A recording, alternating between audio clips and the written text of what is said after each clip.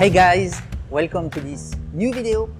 I'm pretty excited about that video because I've been investing into real estate in Vietnam. Every time I'm sharing about buying lands, buying housing, I have many people who come and tell me that foreigners cannot own lands in Vietnam. Actually, there is a misconception behind this, and I want this video to tackle a little bit this common myth that foreigners have about investing in emerging countries such as Vietnam, especially into lands. So in this video, we're gonna go to that building for an interview, and I'm gonna bring you someone on the show that makes some research about land valuation, pricing models, as well as all the legal steps that you need to know if you want to buy a land in Vietnam as a foreigner. Let's get started.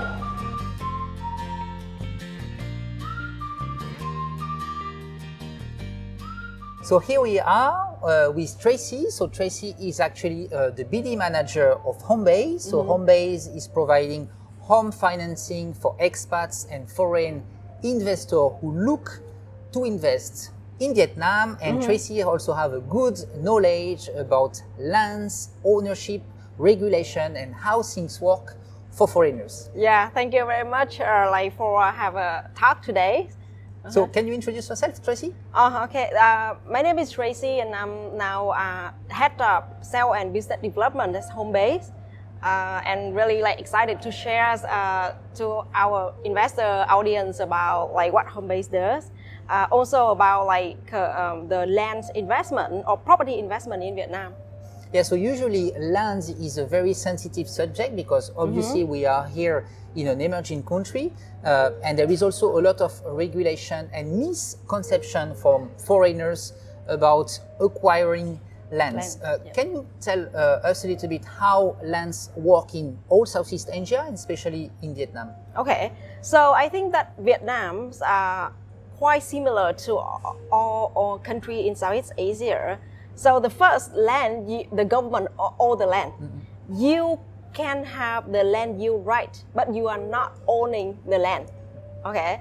So and in Vietnam, there are the several type of lands: agricultural land, residential lands, commercial and services land, and forest land. Different type of land have different uses purpose, and also the tenures of ownership is different.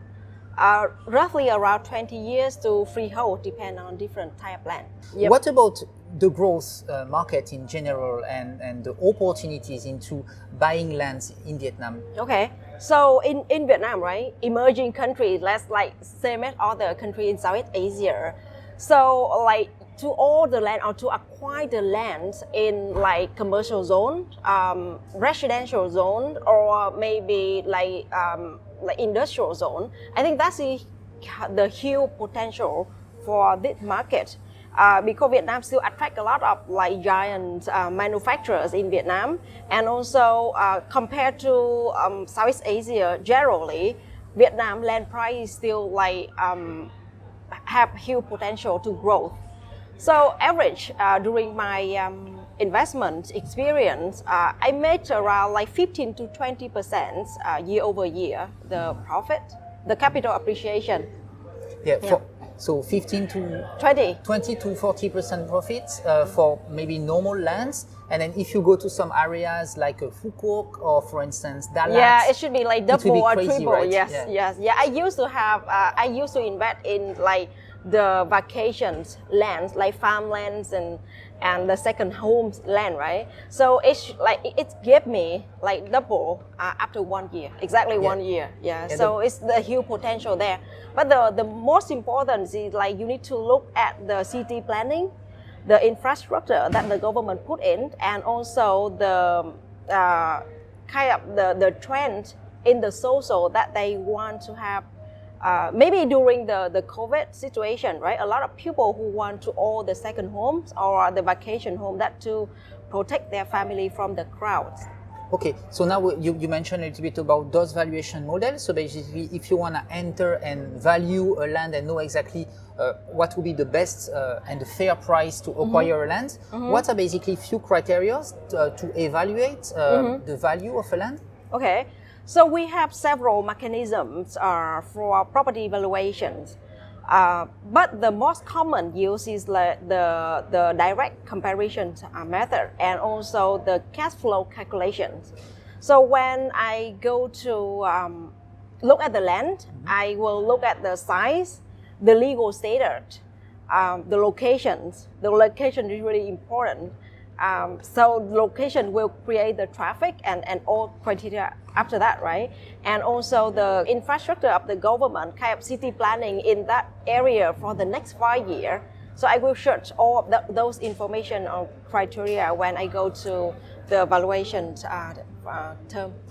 And also depending on the type of land as well, I guess if we buy a garden land and if we want to transform that land into a constructible land, there will be some paperwork to deal with the authorities. Sure. It will also obviously impact the value of the land, right? Yeah, a lot. So let's say when people who acquire the agricultural land, right, they need to know that the city planning in that area, whether they allow the constructor or convert to the residential land, because when you are able to convert to the residential land or commercial land, it will be great or really huge growth, appreciation, right? If you can convert it into the constructed land, and it may create you 3 times or 5 times increase.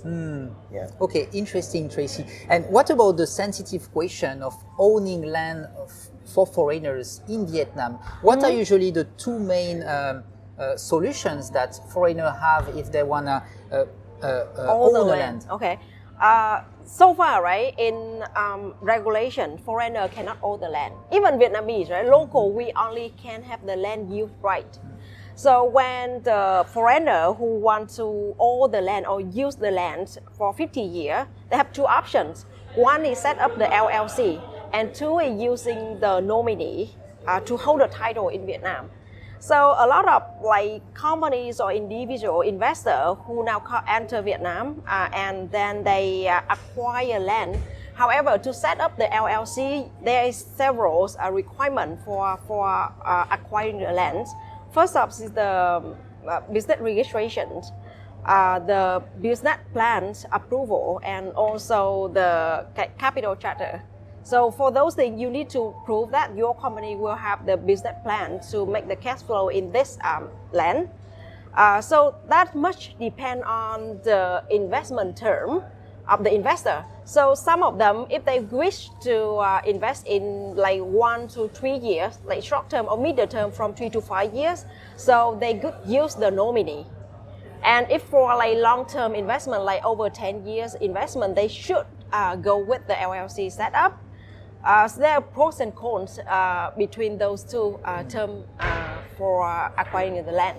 So obviously, if you create a company and if that company owns a land, basically the land will be registered, right, inside the company. So if after you flip the land after a year or 2, you will have corporate income tax, right? It will involve more paperwork and you will have to pay taxes. Rather than if you use a nominee, then it's usually as the same rule as for locals, right? Yep. So it will be more easy if you tend to keep a land for 1, 2, 3 years, flip it, and then buying another land. So that's usually the pros and cons of the different approach. Now, talking more back about the different manufacturing areas around Saigon, we have Bình Dương, Dong Nai, Long An, and over there we have a lot of manufacturing lands, right? And many foreign companies are entering those regions because they want to build set up a factory. So companies in those regions can own a land, right? For 50 years, build something. They will have the 50-year ownership in based on their business registration certification. So during that 50 year, right, they can build up the factories in there. And so we call it long-term leasing agreement. Or we call it, if they enter the industrial zone, like you see a lot of industrial zone in Vietnam, right? So they will have a long-term leasing agreement, and if they can acquire the land, so it's still 50 years like ownership.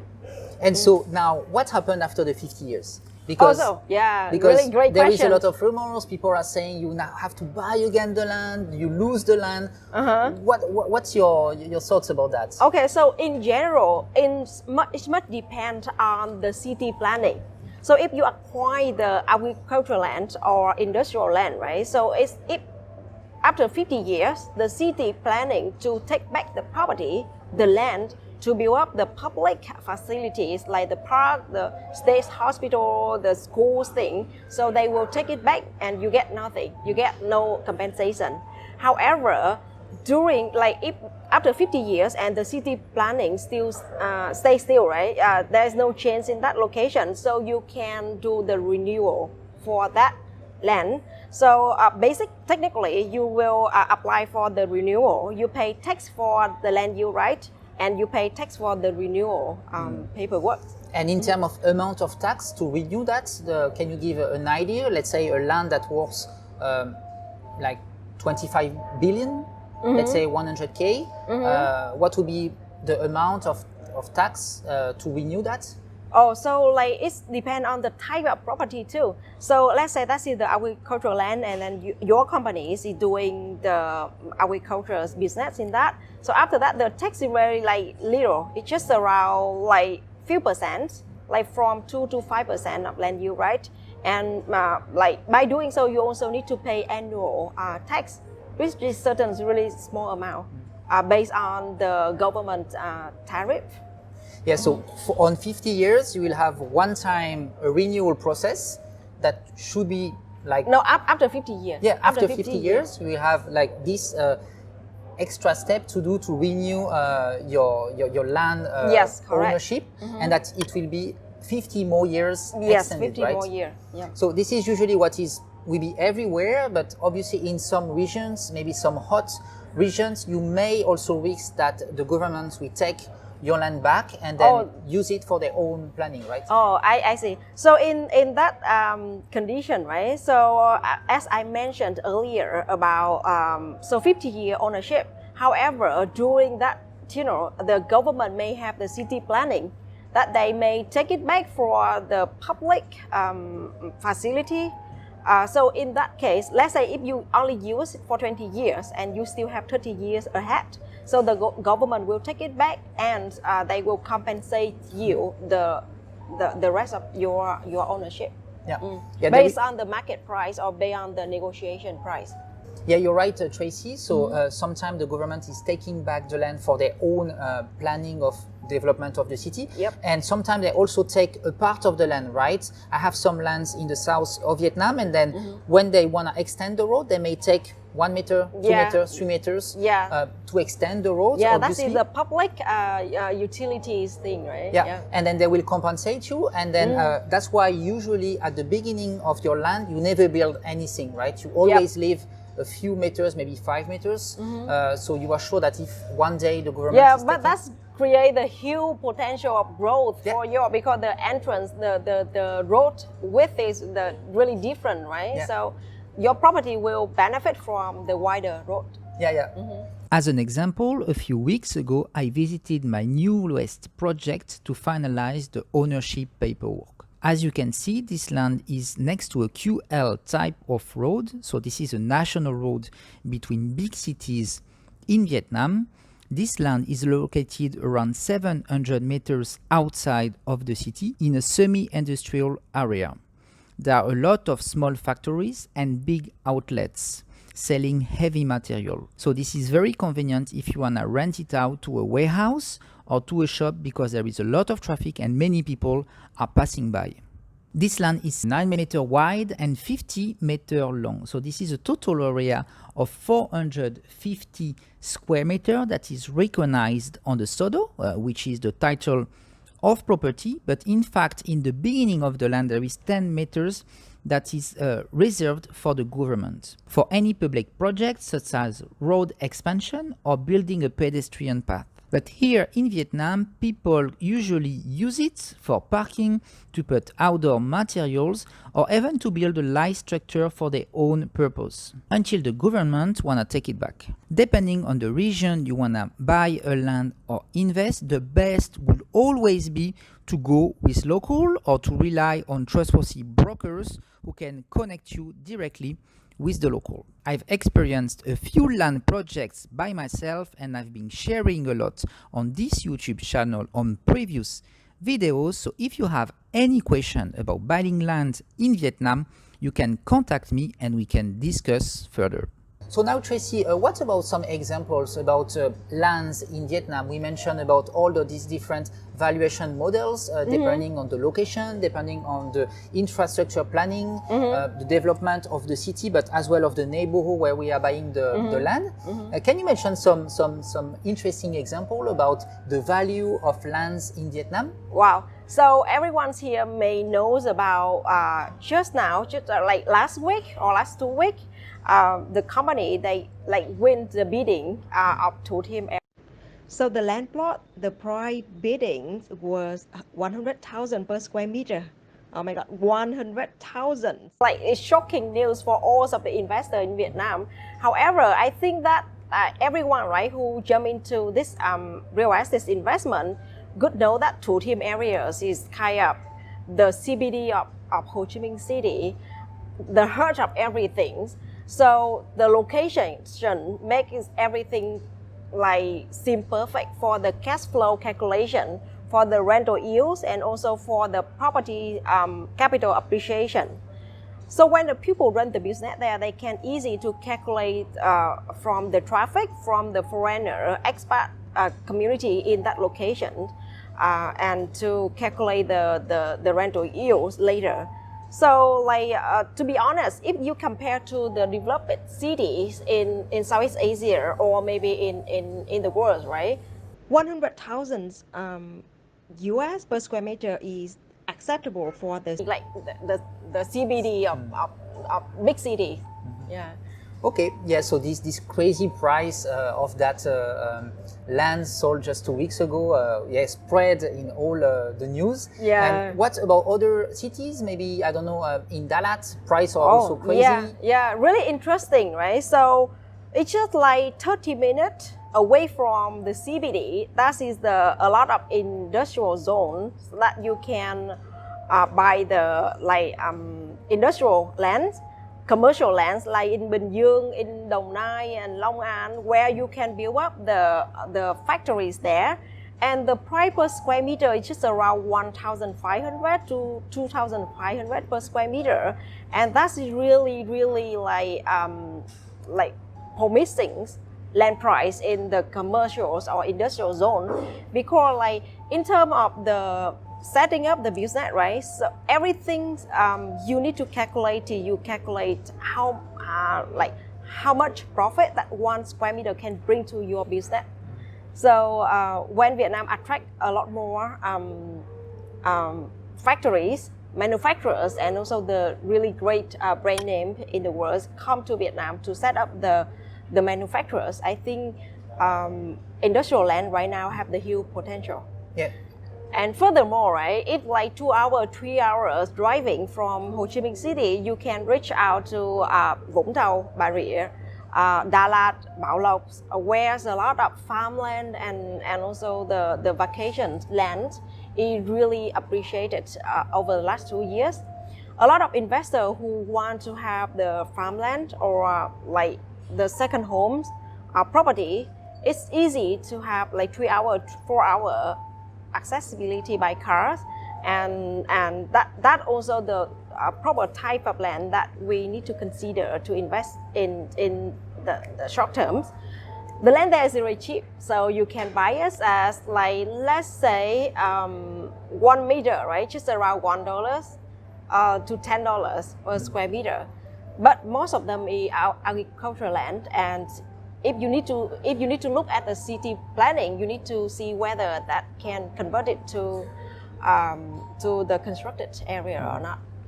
Yeah, I like also the industrial zones because obviously usually it's next to the city, and then that's where you have the big roads, so the QL, you know, like the departmental or national roads, and over there you have a lot of trucks, you have a lot of traffic.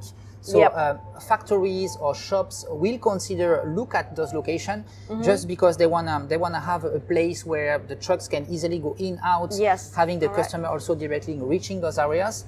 And that's also lands that I like to pay attention to, because you can have the value of the land that grow, obviously, because the region, the infrastructure around gonna be developing, and then as well you can rent it out. You can also rent it out to a factory.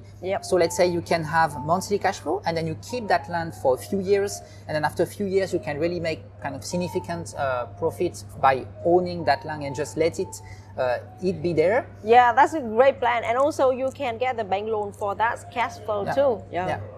Okay, so if we own a land in Vietnam, we can put the land as a collateral from the bank, right, and get a loan from the bank, but it's not always the case. Okay, so very interesting, Tracy. I like to get your insight and your thought about this. You've been investing for your own before, now you work also for Homebase, that is a financing company for individuals, for expats who want to look into Vietnamese real estate market. Can you share us a little bit more about what you are providing? Okay, so like right now, Homebase is facilitate the investor who wish to own the different type of properties in Vietnam, right? So for the apartments or the landed house, the foreigner can own it. Still, for they can't get the pink book for the apartment. However, they are not able to acquire land. So Homebase not only providing the co-investment package, we also provide the nominee services that the foreigner can buy the land in Vietnam, which is the investor think that the land have the huge potentials of growth.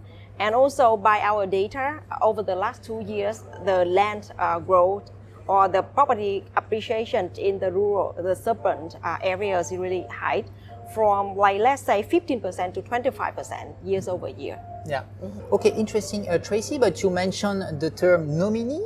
What they need to consider if they wanna use a nominee or Homebase to buy a land in Vietnam? Okay, really interesting question, because over the last like decades, a lot of foreigners who want to invest in Vietnam or to buy the agricultural land, they need to use like Vietnam's local relationship, like maybe friends, the in-law families, or the family member, right, in Vietnam to own the property. However, I think that the home-based solution for them is we set up the nominee for the investor, which is, with the term and conditions in the commercial contract, will provide the protections for their kind of like to secure their investment, or to structure the investment into lands and houses and other varieties of property.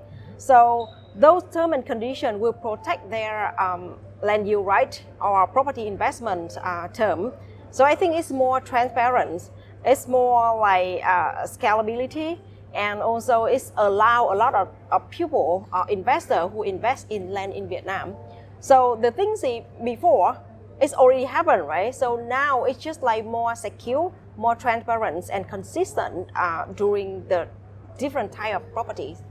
Okay, so yeah, you will help foreigners to do all the due diligence and all the legal aspects. Correct. On checking the lands, and then also after having the right setup, right, to let them own a land, basically. Right? Sure, yes. Okay, and one last question, Tracy. So, okay, we can have a nominee or an LLC set up to basically own the title of property. And then if after the investor wanna finally cash out, right, he keep a land for 1, 2, 3 years, then he make a profit. And then when he wanna send his money overseas back to his home country, is it easy to do? Yeah, it is pretty easy. So like when Homebase think about the package of nominee and like finance investment, right? We think about how the client enter the market. So we do all the due diligence and property valuations and have them with all paperwork, right? And after like certain time of years that they want to exit this investment, and we also help the investor to exit their fund capital back to their country by using our contract, right? So about all the contracts is submit to the bank, and so we provide all the documents required to have to return their capital back to their own country. Okay, interesting, Tracy. So if you guys want to learn more about buying lands, investing in real estate in Vietnam, you can have a look in the description. I will leave few links so you can learn more about this. Don't hesitate to ask us questions below in the comment section, and then I will see you in the next video. Thank you. Bye bye. Bye bye.